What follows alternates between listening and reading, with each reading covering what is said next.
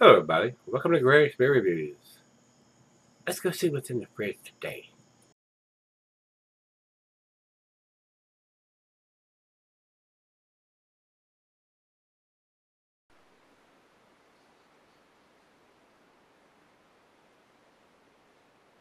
Hello everybody, thanks for stopping by Gregsbeerreviews today. Hopefully this will be another treat. This is another one from Anchorage Brewing. This is their Bitter Monk Belgian style double IPA done with Brettanomyces yeast. This is the big bottle with the cork top. 100 IBUs on this one, so hopefully this won't be too bitter, but this has got a big hop presence in this beer, guys. I have not been disappointed by anything that I get from Anchorage Brewing. I cannot get their beers here.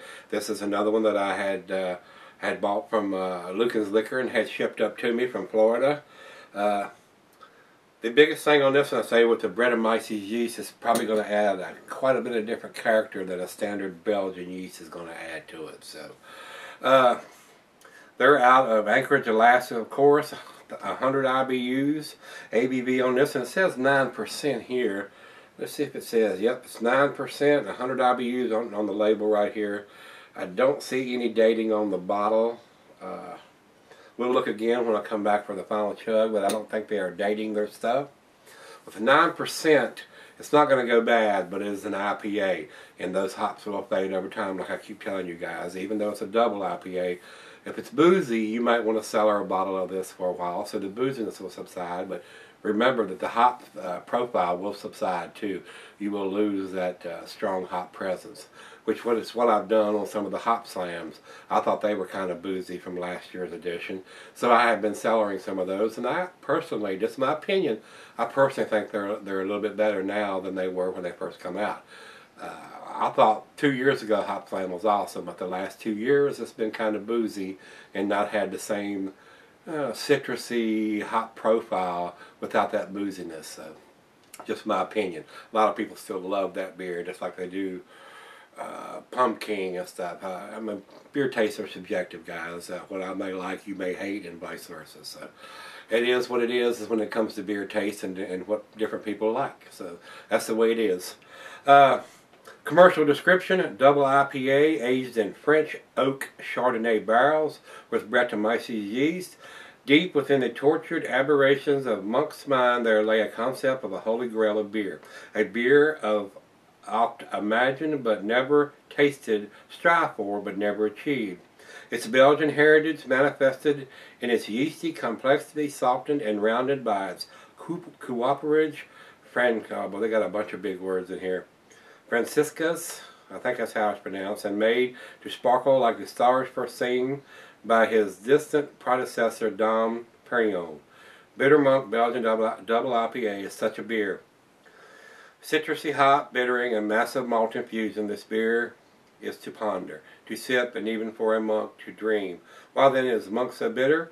What provokes that sly smile? What is he wearing under that flowing robe? A triple fermented beer gives him 3 times the mystery. Remember, anything worth doing is worth overdoing. Nothing exceeds like excess, even for the cloistered. And what rough monk, his hour come round at last, sinks slowly toward Brussels to be reborn. I think some of these guys get paid big bucks just to think these descriptions up when they get into describing what the beer is about. So, all right, let's go over to the food pairings. Food pairings for this one. Being an IPA, cheeses are sharp blue cheddar, your more pungent cheeses, Gorgonzola, Limburger, your tangy cheeses, Brick, Adam, and Feta. And it doesn't have a meat listing in it. And this is a big beer, and it's a big IPA, so it's going to go with your stronger dishes, your grilled meat, chicken, and beef, and stuff like that. Glassware is a tulip, goblet, chalice, oversized wine glass. I got the double glass again today for this one. And as far as cellaring, not recommended for extended cellaring because it is an IPA. But if you find it boozy, you can cellar it, and the booziness will subside over time. But so will the hop profile. So, off with the cage. See if I got enough strength to get the cork out of this one. Oh yeah. Here we go. Oh, nice poop one. A lot of smoke coming out of the bottle. This is a big bottle too. Alright, into the glass. Let's go a little more aggressive, see if we can generate a little bit of a head here.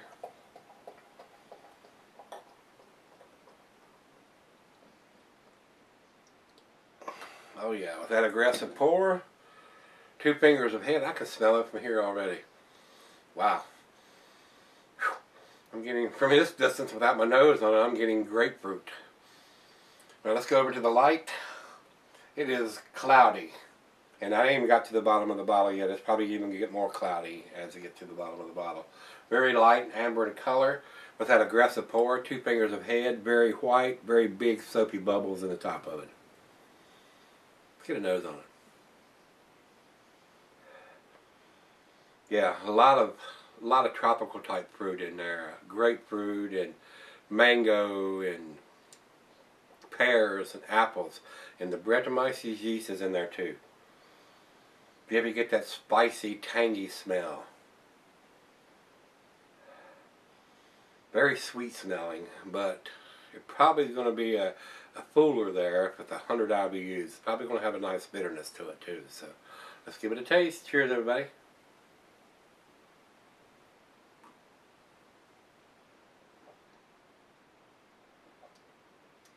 Oh yeah.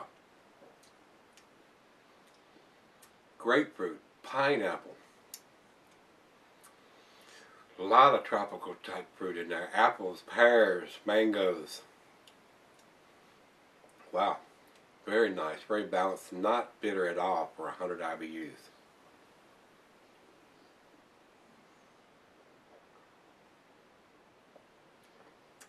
A little bit of bitterness on the front, not the back. Wow. A lot of stuff going on with this beer. Wow. That is tasty.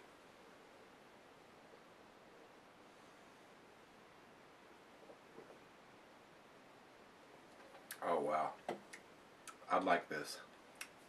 Look at the lacing that's already leaving from that. Wow. That is delicious. Very well made beer. Very balanced. For a 9%er, I'm not getting any of that alcohol. You wouldn't want to sell on this one. It doesn't have a big booziness to it at all. So if you can get your hands on this, you need to drink it as fresh as you can. This one doesn't need to be soured in my opinion, guys. So right out of the fridge, 40 degrees. Let's let it warm up and see if it changes any. If the aromas, if we get anything else out of the aromas of what I'm getting in the tropical fruit and stuff. So I'll be right back when we do the final chug. The big bottle, got to share the other half of this with her. And we'll come back and see what we've got then, guys. So I'll be right back. Alright guys, I'm back. Got just a little bit left here. This beer is pretty damn tasty. It almost reminds me of either a saison or a farmhouse ale with the Brettanomyces yeast that they're using in this and all the tropical fruit that's in there. Very nice beer. I wish they would just date it. I mean, on an IPA, even though it's a 9%er, it's not going to go bad, but kind of want to know when it's put in the bottle so we know how fresh it is and how long we can keep this being an IPA, guys. So let's do the final chug on this one.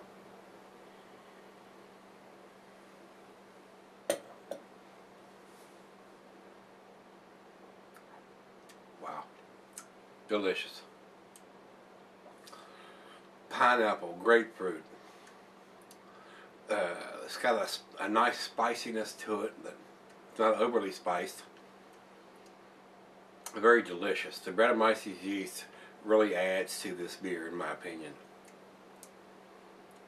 Very easy drinking. It's warmed up. Been sipping on this for 45 minutes or so, guys. The alcohol is still not. It's still not prevalent in this beer. I mean, I've had 7% beers that have more alcohol than this 9%er does. So very well made beer. The only downfall, the only fuss I've got on this beer is not having a date on it. That is the only thing I can say bad about this beer, that it doesn't have any kind of dating. At least put a year on it if you're not going to put a month and a day on it, so we'll know when it was put in the bottle. Not a lot of people can check the internet or go to their website to find out when the beer was brewed. So they need to step up to the plate and go ahead and get some kind of dating machine, because their label is a silkscreen label like Stone does. And some can put a date on it. I mean, even Cigar City has gone to some kind of etching dating machine. And I know those machines are expensive, but if you're going to be in the beer business and producing a beer of this quality, I mean, it's a win-win when they do put a date on it. It's a win for the consumers, it's us. It's a win for them, because if this beer sits on a shelf somewhere for a year or two, you're not going to get the hop profile that you're going to get when it's fresh. So that's my only beef with this beer, guys. If it had a date on it, I would probably give this a 10, but it has nothing, so I'm gonna give it to 9.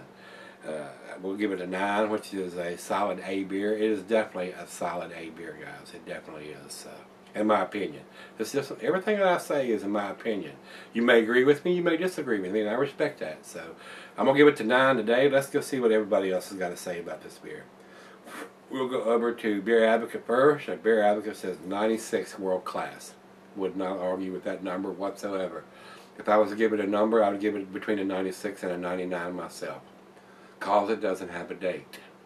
Let's go over to Rate Beer.